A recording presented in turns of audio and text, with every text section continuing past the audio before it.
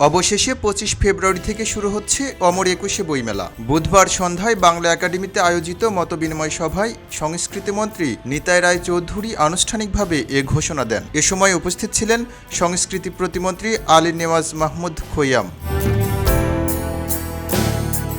এর আগে 20 ফেব্রুয়ারি থেকে বইমেলা আয়োজনের কথা জানিয়েছিল বাংলা একাডেমি। রমজান মাসের কারণে অমর একুশে বইমেলা ঈদের পর করার দাবি জানিয়ে আসছিলেন প্রকাশকদের একাংশ। অন্যথায় বইমেলায় অংশ নেওয়া সম্ভব হবে না বলে ঘোষণা দেন। দায়িত্ব নেয়ার প্রথম দিন দুই মন্ত্রী বাংলা একাডেমিতে এসে প্রকাশক ও সংশ্লিষ্টদের সঙ্গে বৈঠকে বসেন। সন্ধ্যা 6টায় বাংলা একাডেমির শহীদ মুনীর চৌধুরী সভাকক্ষে অনুষ্ঠিত সভায়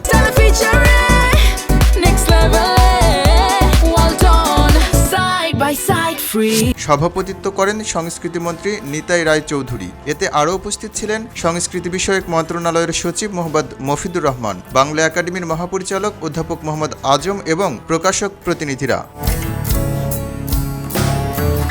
সভায় বাংলা একাডেমির মহাপরিচালক আসন্ন বইমেলার সার্বিক প্রস্তুতি ও সর্বশেষ পরিস্থিতি তুলে ধরেন। এরপর প্রকাশকদের বিভিন্ন দাবি ও মতামত নিয়ে আলোচনা হয়। আলোচনার এক পর্যায়ে সংস্কৃতিমন্ত্রী ঘোষণা করেন, এবারের বইমেলায় অংশগ্রহণকারী প্রকাশনা প্রতিষ্ঠানগুলোর স্টল ভাড়া সম্পূর্ণ মওকুফ করা হবে। সরকারের এ সিদ্ধান্তকে প্রকাশকরা ইতিবাচক ও সময় উপযোগী পদক্ষেপ হিসেবে দেখছেন।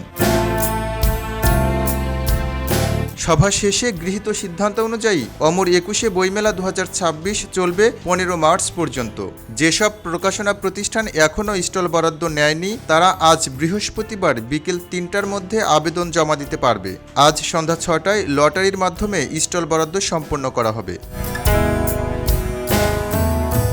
নির্ধারিত সূচি অনুযায়ী প্রধানমন্ত্রী তারেক রহমান বইমেলার উদ্বোধন করবেন। পরদিন 26 ফেব্রুয়ারি দেয়া হবে একুশে পদক। খবরের কাগজ, নিখাদ, নির্ভীক, নিরপেক্ষ।